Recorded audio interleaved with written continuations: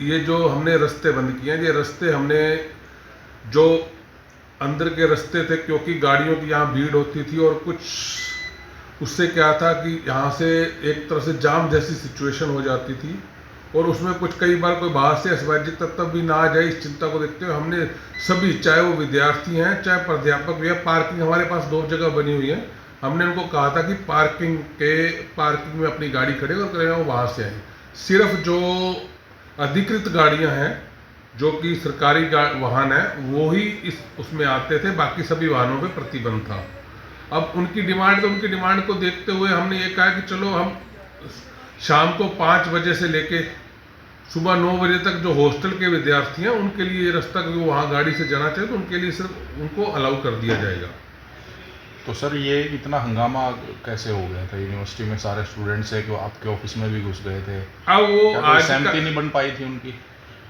नहीं, सहमति तो जो मैस वाला इशू है वो पिछले 2 महीने से हम उनको कह रहे हैं, तो मेरे हिसाब से उनको इस तरह से एक ये कहें कि उग्र आंदोलन चलाने की बजाय खुद में आपस में एकता रखते हुए कोऑपरेटिव मैच चलाने की ओर जाना चाहिए, जिसमें यूनिवर्सिटी ने पहले भी कहा कि यूनिवर्सिटी उसमें पूरा सहयोग करेगी। जी। एक वीडियो भी सर वायरल हो रहा है सोशल मीडिया उसमें पर, उसको लेकर के आपका क्या कहना है? उसमें मैंने पहले भी कहा था, वो 3 दिन पहले का इंसिडेंस है। मेरे ऑफिस में कुछ विद्यार्थी आए थे, मैस का इशू था, वो मैस के खाना कुछ लेके आए थे, तो मैंने उन्हें यही बात जो मैंने पहले कही कि हम आज ही आपको जो हम कर सकते हैं वो आप स्टाफ करते हैं, और जो मैस कॉन्ट्रैक्टर पे जो भी कार्रवाई बनेगी, चाहे विभागीय कार्रवाई हो चाहे कानूनी कार्रवाई है, वो करेंगे अगर वो खाना सही नहीं देता। आप जिस दिन आप ये लिख के हमें दे देंगे कि हम कोऑपरेटिव मैच चलाने के लिए तैयार हैं, क्योंकि बिना अल्टरनेट अरेंजमेंट किए उनको हम भगा नहीं सकते, क्योंकि फिर ये दिक्कत आएगी कि बाकी विद्यार्थी खाना कहाँ खाएंगे। तो यही इशू था, उस इशू को विद्यार्थियों ने कहा नहीं अभी इसी वक्त सोल्यूशन चाहिए, तो मैंने कहा मैं तो सोल्यूशन दे रहा हूँ भाई, अब आगे सोल्यूशन ये करना है, कोई और इससे ज़्यादा तो हम कुछ नहीं कर सकते।